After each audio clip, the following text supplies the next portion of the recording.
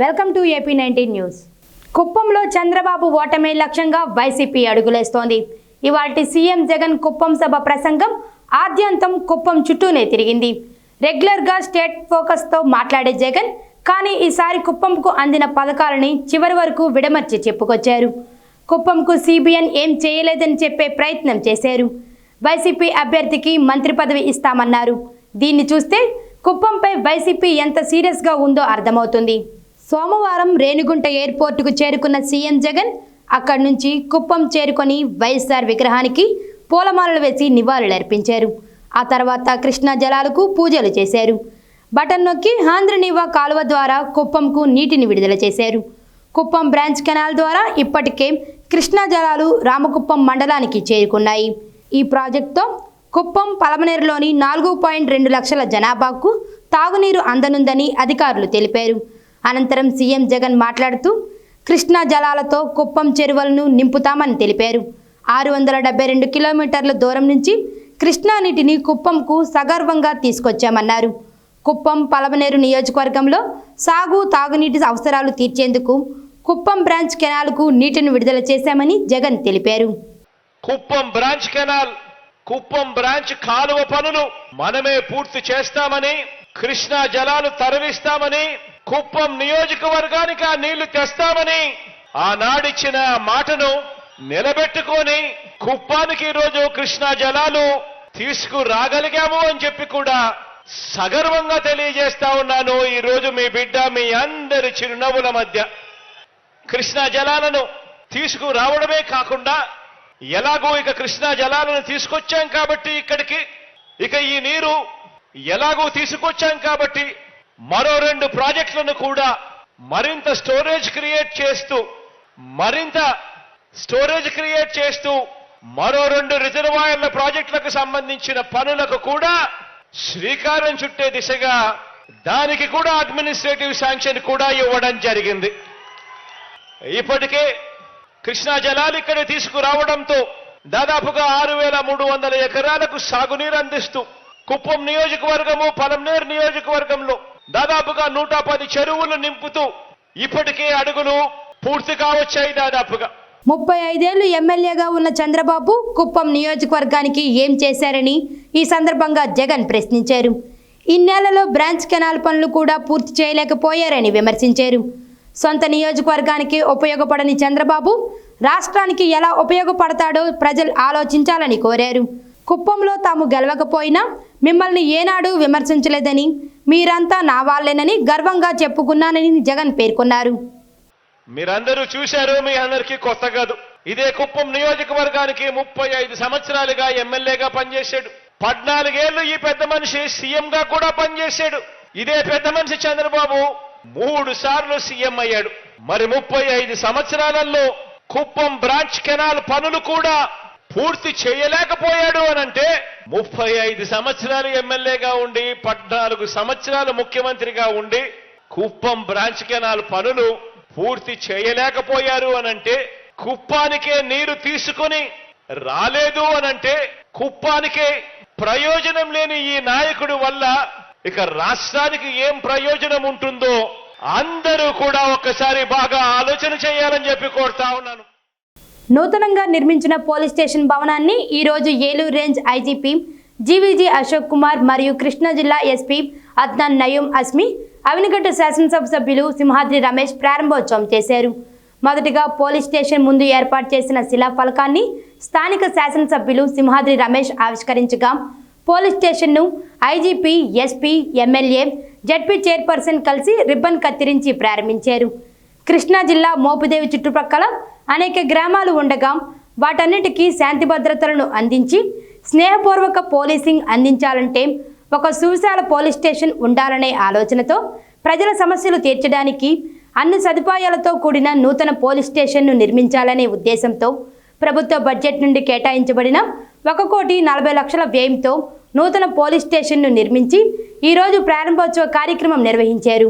Police స్టేషన్లో SI గదులను, waiting హాల్ను, రిసెప్షన్ కౌంటర్ను, స్టేషన్ రైటర్ గదిని, counselling room, computer room, locker రూమ్లను, కంట్రోల్ రూమ్ను అన్నింటినీ IGP, SP, MLA, పోలీస్ మరియు రెవెన్యూ అధికారులు సందర్శించి ఎంతో సంతృప్తి వ్యక్తపరిచారు.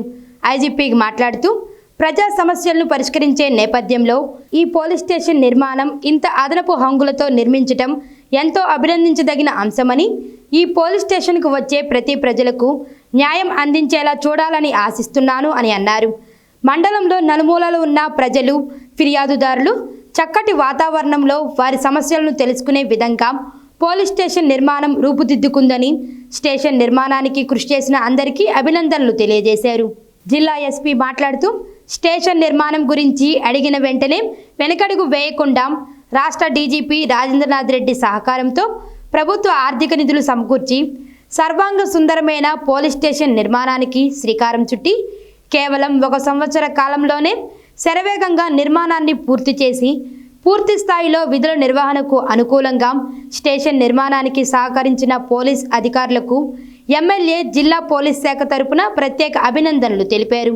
అనుకున్న దానికన్నా ఎంతో విశాలమైన వాతావరణంలో సిబ్బంది విధులు నిర్వహించేందుకు వీలుగా పోలీస్ స్టేషన్ సిద్ధం చేయటం ఎంతో అభినందించదగినదని, డీఎస్పీ, సిఐ, ఎస్ఐకి స్టేషన్ నిర్మాణం పూర్తయ్యేంత వరకు వారు కృషి చేసిన సిబ్బందికి ప్రత్యేక అభినందనలు చెప్పారు.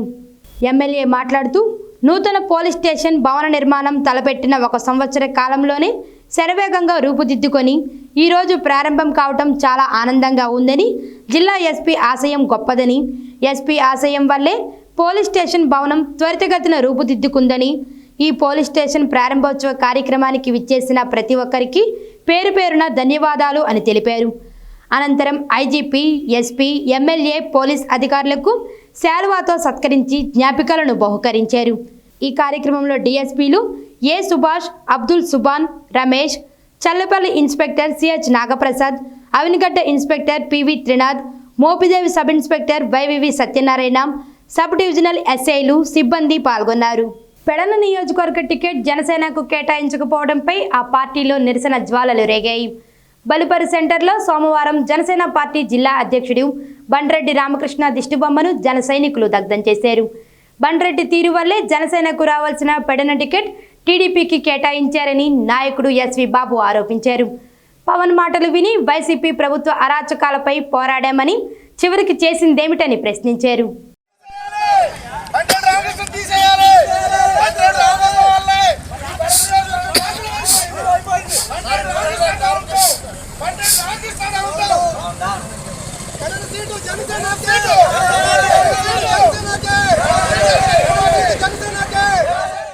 మైలవరం ఎమ్మెల్యే వసంత కృష్ణప్రసాద్ టీడీపీ పార్టీలోకి వస్తున్నారని ప్రచారం జరగడంతో సోమవారం మాజీ మంత్రి దేవినేని ఉమా సమక్షంలో ఎమ్మెల్యేకు వ్యతిరేకంగా టీడీపీ కార్యకర్తలు పెద్ద ఎత్తున నినాదాలు చేశారు. మైలవరం మండలం సండ్రగూడెంలో టీడీపీ కార్యకర్త మృతి చెందాడు. ఆ కుటుంబాన్ని పరామర్శించేందుకు వచ్చిన ఉమా సమక్షంలో ఈ గొడవ జరిగింది.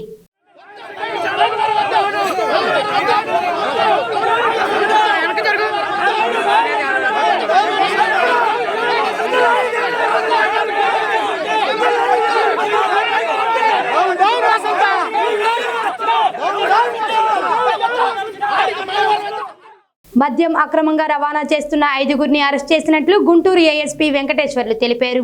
సోమవారం గుంటూరులో నిందితుల వివరాలను ఆయన వెల్లడించారు. 5గురు ముఠాగా ఏర్పడి ప్రభుత్వ దుకాణంలో మద్యం సేకరించి బహిరంగ ప్రదేశాలలో అధిక రేట్లకు విక్రయిస్తున్నట్లు తెలిసిందన్నారు. వీరిని సిఐ విజయ్ కుమార్ తమ సిబ్బందితో సోమవారం అగతవరపాడు దగ్గర అరెస్ట్ చేసి 143 మద్యం సీసాలను జప్తు చేశారన్నారు. ఆటోలో 4 వ్యక్తులు ప్రయాణిస్తున్నారు. వాళ్ళు చెక్ చేస్తే వాళ్ళ దగ్గర టీపీఎల్ సరుకంతా కూడా పట్టుకోవడం జరిగింది.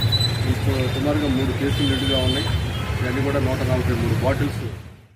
ఉండవల్లిలో టీడీపీ చీఫ్ చంద్రబాబు ఇంటి దగ్గర హైటెన్షన్ వాతావరణం నెలకొంది. ఇటీవల టీడీపీ జనసేన అభ్యర్థులను ప్రకటించిన విషయం తెలిసిందే. ఈ జాబితాలో సీట్లు దక్కని వారు ఆందోళనకు దిగుతున్నారు.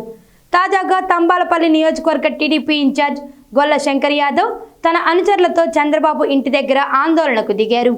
పెట్రోల్ డబ్బాలతో బెదిరింపులకు పాల్పడ్డారు. పోలీసులు అక్కడికి చేరుకుని సమస్యను అదుపులోకి తీసుకొచ్చేందుకు ప్రయత్నించారు.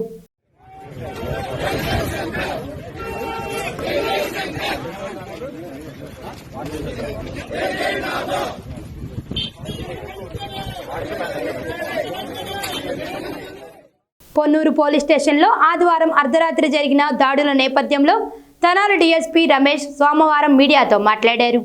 వడ్డీ ముక్కల గ్రామంలో జరిగిన చిన్న వివాదానికి పొన్నూరు పట్టణానికి చెందిన మైనారిటీ నాయకులు షేక్ నాజర్, మామూల మద్దతుదారులు తీవ్ర దాడులకు తెగబడ్డారని డీఎస్పీ తెలిపారు.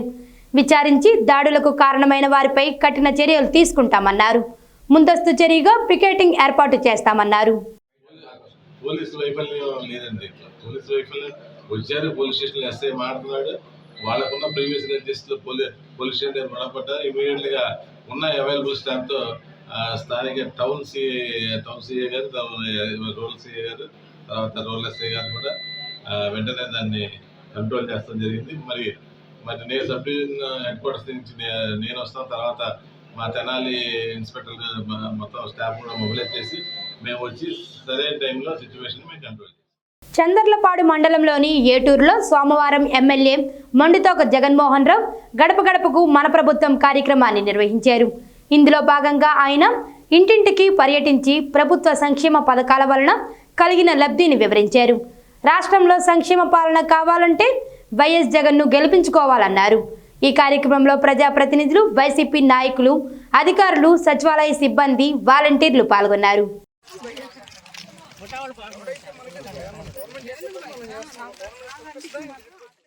మైలవరంలో తిరుపతి యాదవ్ని గెలిపించే బాధ్యత తనది మంత్రి జోగి రమేష్ దని ఎంపీ కేసినేని నాని అన్నారు. ఇబ్రహీంపట్నంలో వైఎస్ఆర్ కాంగ్రెస్ పార్టీ శ్రేణుల ఆత్మీయ సమావేశంలో కేసినేని నాని మాట్లాడారు. ఎమ్మెల్యే వసంత కృష్ణప్రసాద్ తనకు ఆత్మీయుడు అంటూనే అతనిపై విమర్శలు గుప్పించారు. తిరుపతి యాదవ్ను గెలిపించిన తర్వాత సన్మానాలు చేద్దామంటూ ఎంపీ సూచించారు.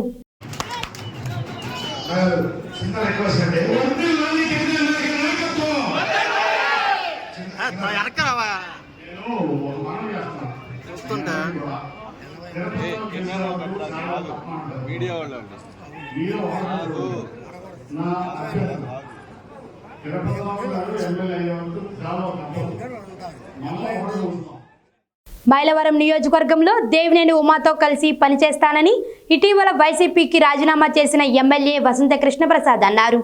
ఉమాకు నాకు ఎటువంటి ఆస్తి తగాదాలు లేవని, ఇప్పటి వరకు తమ తమ పార్టీల కోసం పనిచేశామన్నారు. కానీ ఈ రోజు నుంచి ఇద్దరం కలిసి ఈ ప్రాంత అభివృద్ధికి కలిసికట్టుగా పనిచేస్తామన్నారు. చంద్రబాబుతోనే రాజధాని అమరావతి సాధ్యమన్నారు. ఉమాగారితో ఇప్పుడు దాకా మా ఇద్దరిది చురుకుదారండి. ఇప్పుడు ఒక దారిలో ప్రయాణం చేయాల్సిన అవసరం ఉంది. పార్టీ నిర్ణయం మేరకు పార్టీ పటిష్టత కోసం, ఈ ప్రాంత అభివృద్ధి కోసం భావసారూప్యత కలిగిన అందరితో నేను కలిసి ప్రయాణం చేస్తాను. అట్లాగే ఆ విషయంలో నాకు వ్యక్తిగతంగా వారితో ఏ రకమైనటువంటి విభేదాలు లేవు. కానీ రాజకీయంగానే మెల్లిమెల్లిగా హీటెక్కి పరిస్థితులు ఒక దూరం వెళ్ళి తప్పితే వారికి నాకు గట్టు తగాదాలు కానీ, ఆస్తి తగాదాలు కానీ ఇతర ఏం లేవు. కాబట్టి తప్పకుండా కలిసి పనిచేయడానికి నేను అన్ని రకాలుగా పెనమలూరు ఎమ్మెల్యే కొలుసు పార్థసారథి టీడీపీలో చేరిపోయారు. టీడీపీ జాతీయ ప్రధాన కార్యదర్శి నారా లోకేష్ ఎమ్మెల్యే పార్థసారథిని వైసీపీ విజయవాడ నగర అధ్యక్షుడు బొప్పన బావకుమార్కు పసుపు కండువ కప్పి పార్టీలోకి ఆహ్వానించారు. వీరితో పాటు వైకాపాని వీడి వైకాపా అనుబంధ సంఘాల నాయకులు, జడ్పీటీసీలు, ఎంపీటీసీలు మరియు కార్యకర్తలు తెలుగుదేశం పార్టీ తీర్థం పుచ్చుకున్నారు. ఈ కార్యక్రమంలో విజయవాడ పార్లమెంట్ తెలుగుదేశం పార్టీ నాయకులు కేసినేని శివనాథ్, శాసనసభ్యులు గద్దె రామ్మోహన్ రావు, కొల్లు రవీంద్ర, కొనకల్ల నారాయణ, వర్లకుమార్, రాజా, బోడే ప్రసాద్ తదితరులు పాల్గొన్నారు.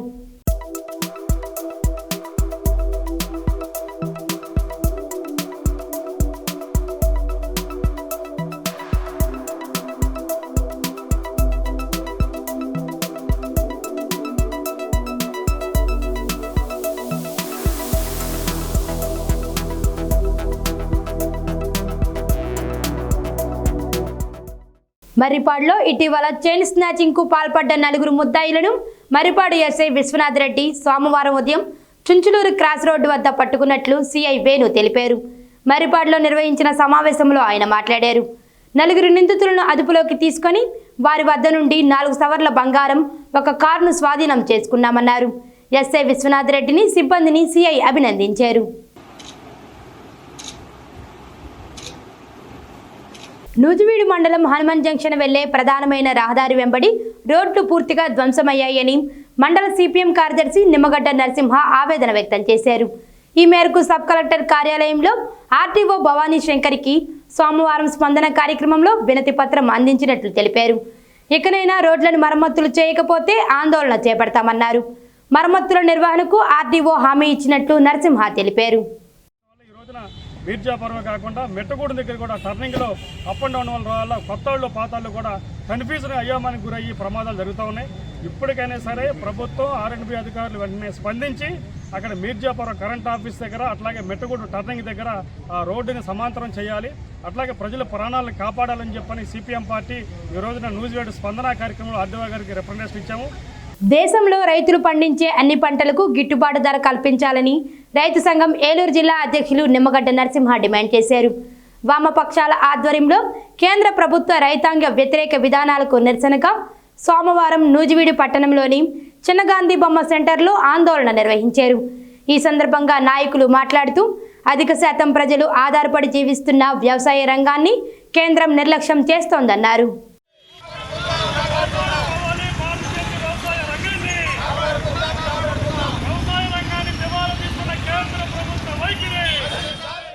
మరిన్ని తాజా వార్తల కోసం చూస్తూనే ఉండండి AP19 న్యూస్.